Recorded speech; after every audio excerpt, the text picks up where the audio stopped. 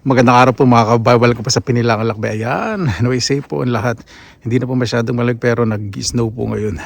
Tapo ngayon sa kaibigan kasi sinabi niya pero daw po sila ibibigay surprise daw po. Pag mga ganito alam ko po pag may nasabi po silang ganito, valuable. Diba? Pero ako mag-isip, baka mami biglang akong karne. Ako bibigyan ako, kasi ganun, binibigyan ng isda, ng karne. Diba? Tara, tingnan po natin. Sama mo ninyo ako. Nabay safe po ang lahat.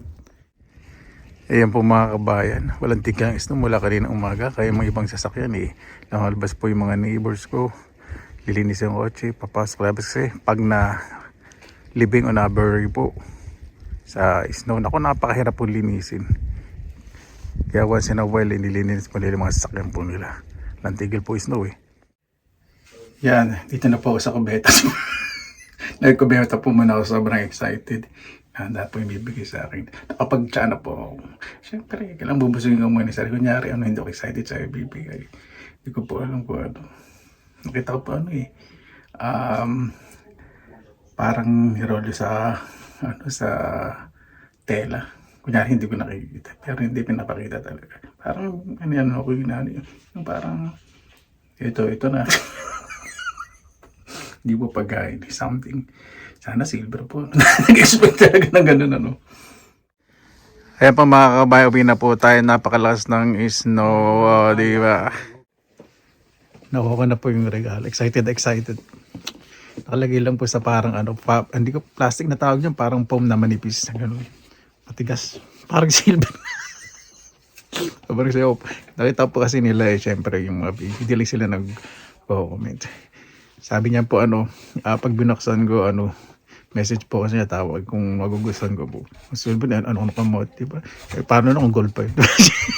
Kasi magbigay na gano'n, parang mabigat parang siya. Mahigit 100 ka lang, sarang gano'n. Ayan po mga kabayan. Ako. Alam po ninyo, nung hawak ko po, sabi ko, para itong kutsara o parang tinidor. Kasi hindi ko mabuksan, nahiya po ako nakatape. Sabi niya, buksan na lang po sa bahay. Mamaya, may message ko po yung kaibigan ko, ano po ito. May dala ko talaga na-expect ko. Isang piraso lang kasi. Ganyan po sila kasi, tulad nung panguha ko po ng kabuti. Nagbigay sila ng mga magandang kutsito, basket. Tapos diba yung mga orders ng mga dating videos pa po natin, yung mga orders po nila, minsan hindi ko na po pinapabayaran. So yung magulang po ng isang kaibigan ko, naging close na rin po sa akin. Tapos sabi niya po, ito pinabibigay daw po ng mother niya sa akin. Ay nako, alam ko na po, baka po to silver o something. Kasi ganyan po talaga sila. Hindi po ako gumagawa ng kwento o nung ayoko pong maging defensive. Ganyan po talaga sila dito. Pag binigyan niyo po sila, gusto nila masigitan yung binibigay po ninyo. Totoo po. Maklase po dito. Sana all. Pupunta pa naman ako ngayon sa second hand shop Sabi nga, regalo syempre. Kunyari pa ako. Wag na nakakaya. May pag ganun syempre minsan.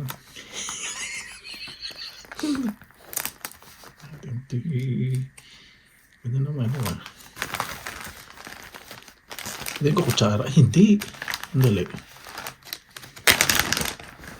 Psycho Ganda naman parang bagong bili pa to. Ay, dali. Parang silver nga. Dali. So, na po inipili ko. Tapos ang dito mamarin. Pa naman andito po sa sa likod malapit sa garden. Yan po mga kabayan. Naku. Nakakita po ang ganda sa online. Okay. Ano po ito? Mga 100 euro mahigit. Grabe, bago pa po. Kakain ko lang makatuling mantika. Grabe, bagong-bago po. Silver po ito. Alam ko po ito, dali. Kasi pag nag-online, okay po ako. Ito, tinitingnan ko, sabi ko, alam kaya makakabili nun? Bagong-bago po. 100 plus po ito. 100 plus yun. Hindi po ako gagastos ng ganun.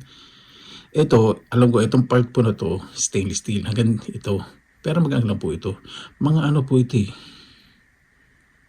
Pero pag mas mabigat dito ang silver. Ito po yung part na silver. Ayan. Close po natin. Close up po natin. Yung mark niyan. Ito may mark po ito, alam ko. Pero stainless steel dito ba yun? Ayun. Dito. Tapos dito. Ayun yung silver. Close up po. Okay. Ayan. So, pangliit po kasi nung sign. Pag malayo, ano po ito? A30. Tapos H8. So, silver po yan. Tapos, ito pa yung pearl silver. Ito pa yung pearl na silver. Oh. Ganda po, ano? Grabe.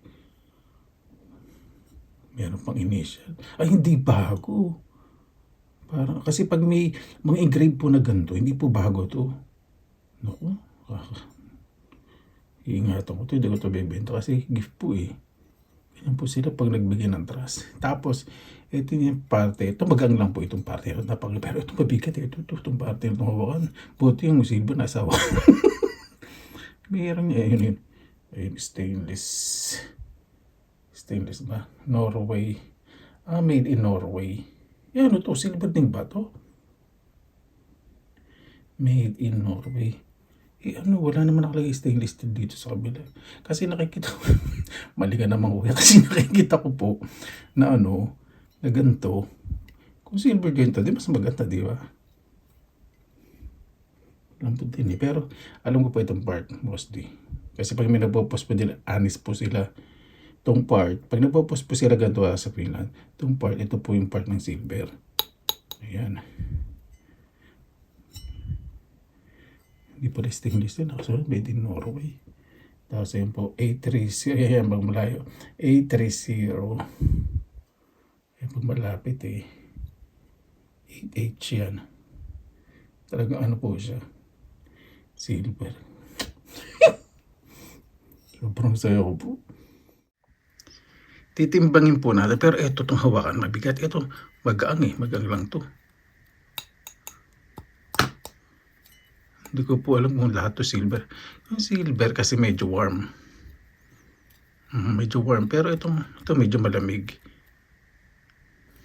Pero silver ito na mas maganda. Pero hindi ayaw mag-assume na silver. Ito po yung silver. Mabigat po eh. Kasi sa kulay pa lang. Kasi isa iba po, pag nag-online okay po ako. May nakalagay po dito stainless steel. Mahal din po ito. Pinakamababa na po nito siguro 70 euro. Pero sa gantong po kasi malaki. Pero pag 70 euro yung lang, yung maliit. Parang may tinidor. Parang ganito rin. Silver part din yung handle. Ngayon timbangin po natin.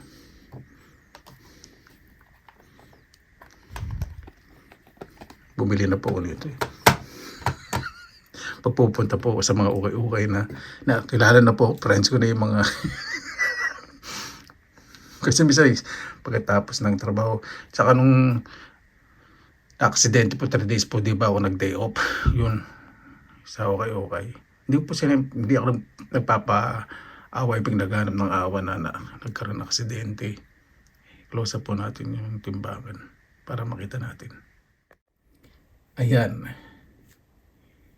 Gagawin ko 60% 40. Yung timbang kasi ito mabigat po talaga tong handle, makapal tapos ito napakagaang.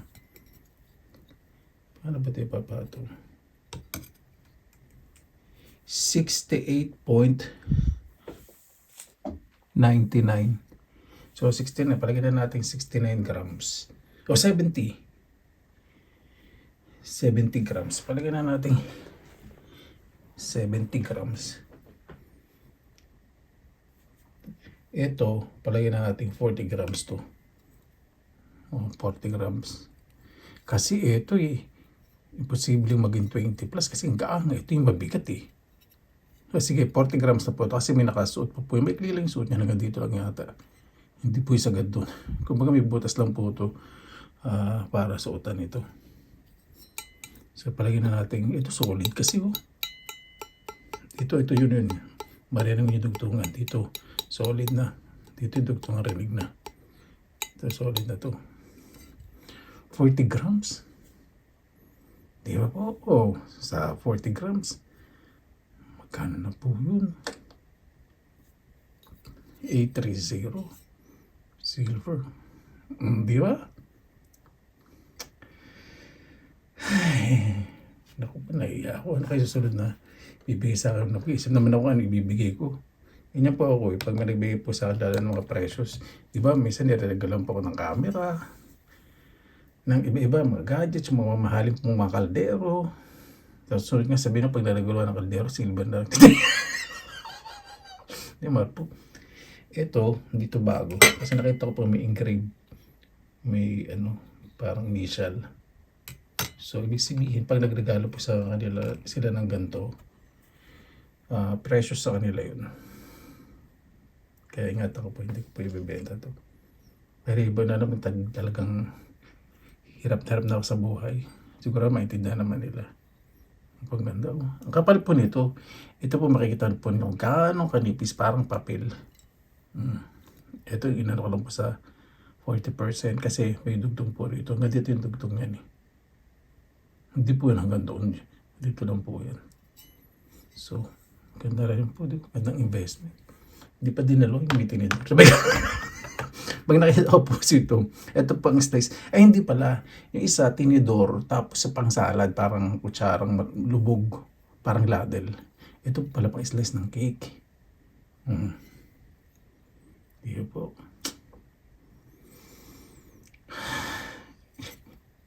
Treasure ko to. Wala pa po tayo isang buwan nangongolekta. Isang buwan na ba tayo? Isang buwan pa lang nangongolekta ng mga silver gold. Tapos yung mga perlas pa. Tapos yung mga gemstones pa. Diba? Ang dami ko na rin pong naibon. Bano ko po dito po sa Finland po yun. Saka may safety box po dito. May safety place po na pwedeng iwanan. Yan. Consider ko pong investment. Yung po mga kabayan. Diba? Ay, maging mabait lang po talaga tayo. Ayan po mga kabayan. Ayan po yung laki para makita po niyo. Di ba nga ba? Imagine po yun. Bigat po talaga itong hand. Napakaganda. Super quality. Ay. Maging mabait lang po tayo lagi. Makisama po tayo. Kasi minsan, alam po ninyo, minsan may mga tibangan tayo. Minsan may mga tao po talaga na kahit hindi natin kadugo, sinusuportan po nila tayo. Ito po sa Finland, ayun po yung punan po namin yung pakikisama at tiwala po. Ayun po talaga yung pinapunan. Hindi po yung taas ng pinag-aralan po. Kasi kahit na ano po yung natapos po dito, kung hindi po yung marunong makisama, wala po. Wala po titingin sa inyo. Wala silang pakialam sa inyo. Ako hindi po. Iba po kasi yung mentalidad ko.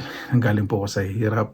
At mas simpleng bagay po talaga pinahalagaan ko. Pag napunta nga po sila sa bahay, lahat ng mga anik-anik, hindi po tinatapon. Iba po kasi bakit di mo nalang ibenta o bigay? Sabi, syempre, bigay mo yan. Dati ba po, mga nasa kahon pa, naka-display po doon. Kaya hindi po. Parang nahiya pa silang makita. Pero pag nakita po nila naka-display, natutuwa po sila. Talagang tinetreasure ko po. Kaya isa po itong patunay na may mga bagay na hindi sa material na bagay nakabase ang pagrespeto at pagmamahal po sa kapwa. Kundi po nakabase po talaga sa tiwala, pakikisama, at may halo pong pagmamahal. Yun. Kasi napamahal na po talaga sa akin yung mga tao po dito. Sobrang nagmamalasakit po sa akin. Ayan po. Ayan o. Sabi ko, nag-close up mo lang naman sa camera. Ayan po. Ayan, nasa bunganga ko na. Mahaba po talaga. Ayan. So, mahigit 40 grams po ito sa tingin ko. Kasi ito konti lang to. Ito, mabigat to. Mabigat. Mabigat tong handle. Ay, imagine po ninyo, no? Ito mataas po. Ang silver po, no? Naninilaw-nilaw. Saka ang ganda pala. Yung kapag malinis ang tingin. Bibili ko si puro madudungis. Pero okay lang. Diba yung nandoon na pinakita, para talaga alam ko saan nakalagay. Sa aparador ko may ibang pinakita ko po, diba? Depende po talaga ako sa bansa nang galing, ano. Galing, ganda. Paano po? Maraming salamat po sa inyong oras na inilan sa Pinilakalakbay. Basta lagi po tayong positive vibes, good vibes. God bless, ingat palagi, magandang araw. Laban lang.